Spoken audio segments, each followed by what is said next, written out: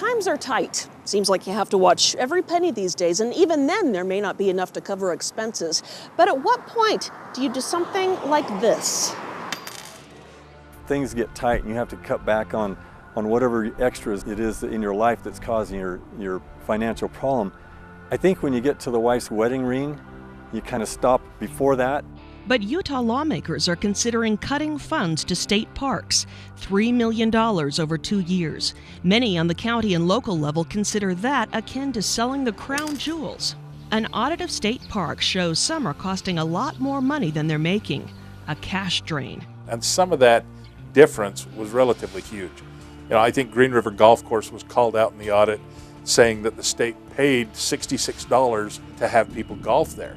That's a huge loss. That looks really big on paper. And so we'd seen those things. There were 5 parks that were kind of called out in that audit as, I hate to say losers because they're not losers, they're gems of the state, but they don't generate a lot of money. For instance, Utah's first Capitol building in Fillmore, the center of state government, was located, naturally, in the center of the state. After the Capitol moved to Salt Lake City, it became Utah's first state park. Now it's a museum. The heritage parks cost more to operate, and they have fewer visitors, but they protect some of the jewels of our heritage here in Utah. But according to the audit, for every visitor here, the state loses $15. Other parks targeted by the audit, Edge of the Cedars near Blanding, with its ancient pueblo and ruins. It loses $30 per visitor. The Utah Fieldhouse of Natural History Museum near Vernal, where you can dig for fossils and explore the dinosaur garden. The audit shows it loses $8 per visitor. The Frontier Homestead Museum, displaying the history of Cedar City and Iron County, a $14 loss per visitor. And the biggest money loser? A golf course. The 9-hole course in Green River on the riverbank. Cost to taxpayers, $43 for every round played.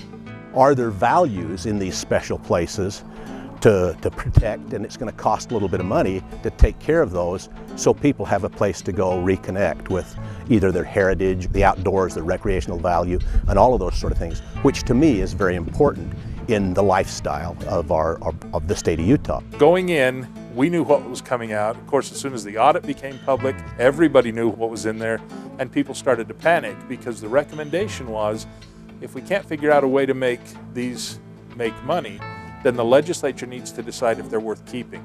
And people read that and went, that means they're going to close them. And that's not what the audit said. It said you may need to consider that as an option. The audit suggests state parks should look into more partnerships with the federal government, which is already granting money to some of these facilities. But with budget cuts in Washington, that money may disappear.